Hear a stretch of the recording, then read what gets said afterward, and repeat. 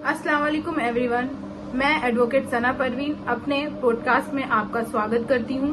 तो आज की हमारी मेहमान एडवोकेट काजल कुमारी हैं, तो आपसे मिलवाते हैं उनसे और उनसे कुछ बातचीत करते हैं।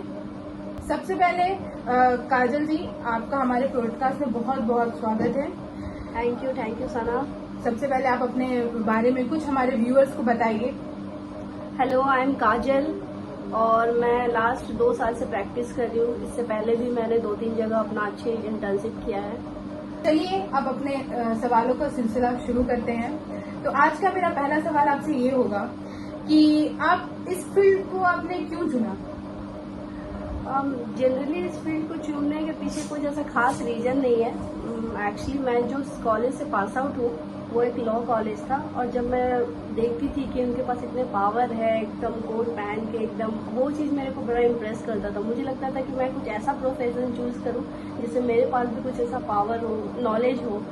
तो इसलिए जनरली यही रीजन है लॉ चूज करने के पीछे।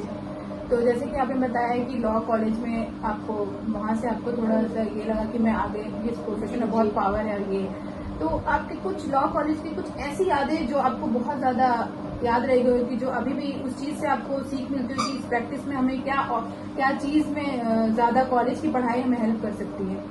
देखिए, कॉलेज की पढ़ाई तो हर एक फील्ड में आपको काम में आएगी, बट मेनली जो लॉ फील्ड में है उसमें आपका है कि मतलब सेक्शन वगैरह आपका जो होता है, जो हम कॉलेज में पढ़े, वो सब आपका काम में आएगा। और एक चीज है कि जो आपको एथिक्स और जो मतलब हम कैसे रहना चाहिए, कोर्ट में कैसे अपेयर होना चाहिए, ये सब चीज हमें कॉलेज से पता चलता है। जो लोग रेगुलर स्टूडेंट होते हैं वो इस चीज को ज्यादा अच्छे तरह से समझ पाते हैं। कोर्ट का पहला दिन आपका कैसा था? नर्वस थी, एक्साइटेड थी, कैसा था आपका पहला दिन? कोर्ट का पहला दिन तो मेरा काफी एक्साइटेड था। मैं मतलब एक रात पहले से मैं प्रॉपर प्लानिंग कर रही थी, मैं कैसे जाऊंगी, क्या करूंगी, और बहुत हेक्टिक भी था, बहुत उलझी हुई थी। मतलब मुझे कुछ समझ नहीं आ रहा था, क्योंकि जो हमारा जो पढ़ाई होता है और प्रैक्टिस बिल्कुल डिफरेंट है। तो इस चीज में मैं थोड़ा सा कंफ्यूज भी थी, बट अच्छा था, ओवरऑल बहुत अच्छा था।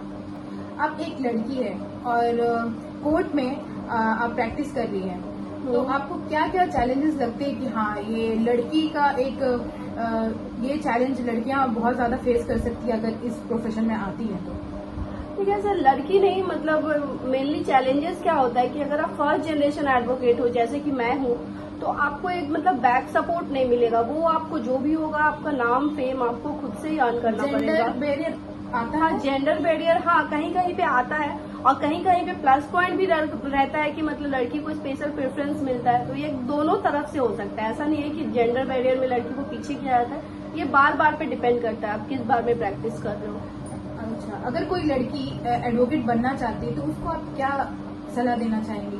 एकदम बने, बिल्कुल ऑलवेज वेलकम है, हम लोग हैं सपोर्ट के लिए, एकदम आइए। अच्छा, कोर्ट में टाइम बिताना आपको ज्यादा स्पेंड करना ज्यादा अच्छा लगता है या चेम्बर में? नहीं, मुझे कोर्ट में, अगर मैं कोर्ट आऊँ तो मेरे को मतलब कोर्ट रूम जाना है। चेम्बर में बैठना मुझे उतना पसंद नहीं है, ज्यादा टाइम मैं कोर्ट रूम में। आपसे ये सवाल होगा कि अगर आप एडवोकेट नहीं होते तो फिर किस प्रोफेशन में आप जाना पसंद करते हैं? ऐसा तो मैंने कभी सोचा नहीं है कि मैं एडवोकेट नहीं होती तो मैं क्या होती, बट अगर एडवोकेट नहीं होती तो मैं बिजनेस में ट्राई करती, क्योंकि मैं बिजनेसमैन फैमिली से बिलोंग करती हूँ, इसलिए। वन लास्ट क्वेश्चन काजल जी आपसे कि लॉ स्टूडेंट और यंग एडवोकेट के लिए कुछ छोटा सा हमारे व्यूअर्स को मैसेज देना चाहेंगे? कुछ नहीं, बस आइए, आपका वेलकम है इस फील्ड में। अपने सीनियर का रिस्पेक्ट करिए, सीखने का कोशिश करिए, और बाकी ये पूरा फील्ड आपके लिए है। थैंक यू सो मच काजल जी, आप हमारे ब्रॉडकास्ट से जुड़ी, आपने हमारे व्यूअर्स को इतने सारे बातें बताई, उनके लिए एवरीवन। उम्मीद करती हूँ कि हमारे व्यूअर्स को आज का ब्रॉडकास्ट पसंद आया होगा। ऐसे ही हमारे ब्रॉडकास्ट में जुड़े रहिए, हमें प्यार और सपोर्ट देते रहिए। Thank you.